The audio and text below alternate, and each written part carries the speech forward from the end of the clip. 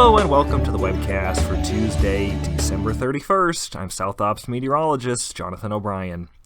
Visible satellite this morning is quite similar to yesterday. We have some high clouds streaming through, low clouds and fog over the Central Valley, and also some marine layer low clouds and fog across the south coast, though the marine layer is shallower than it was 24 hours ago.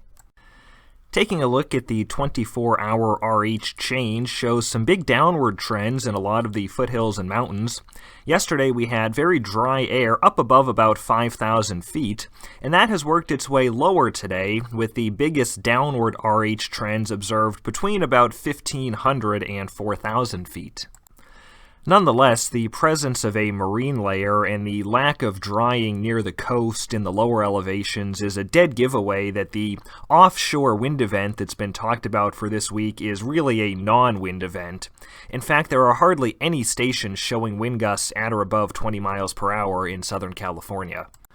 With some weak offshore pressure gradients in place, we could still see localized north to east winds of 10 to 20 miles per hour with gusts to 30 miles per hour in the mountains and through the passes of Southern California from this morning all the way through Thursday morning. But really, the winds across the region the next few days can best be described as just light, and we're definitely not seeing true Santa Ana conditions.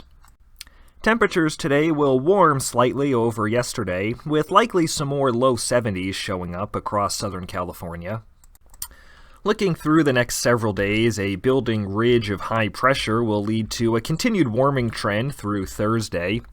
A fairly weak trough will then cross the state late Friday and Saturday, which will reverse the warming trend. And then all eyes will turn to early next week as a stronger ridge likely builds in from the Pacific, while a deep trough potentially digs into the desert southwest. In the short term, our warming trend will peak on Thursday, some pretty good numbers for this time of year, with highs rising well into the mid-70s to low 80s for the Southern California valleys. And while the winds will not be anything at all to write home about, we will see some very dry conditions the next couple days. There will be widespread minimum humidity in the upper single digits and teens away from the coast and the San Joaquin Valley from today through Thursday, with also poor recoveries in the foothills and mountains of Southern California the next couple nights. So combined with the warmer temperatures, there will be some areas of locally elevated fire weather conditions, but no critical conditions are expected. We'll then watch that weak trough move in late in the week. That'll be our one shot of precipitation this week. I mentioned yesterday that system kind of came out of nowhere on the weather models, but they've started to lock in on it now, and it looks pretty similar this morning to how it looked yesterday. Showers are likely mainly north of a Monterey-Fresno County line on Friday night and Saturday, but accumulations are likely to be on the light side, maybe a half inch to an inch at most in the Sierra, with snow levels around 6,000 or 7,000 feet. And there will be several degrees of cooling region-wide and an increase in humidity Friday and Saturday, which will get rid of those low RHs over Southern California, but no rain is expected over the southern part of the state. A period of breezy westerly winds is also likely over the ridges and passes Friday and Saturday, with speeds of 20 to 30 miles per hour and gusts up to 50 miles per hour. Breezy northerly winds will then develop Saturday night and Sunday behind that system. Finally, like I mentioned, we'll be keeping a close eye on next week's forecast. There is potential for a moderate to strong and dry Santa Ana wind event beginning as early as late Monday or Tuesday next week.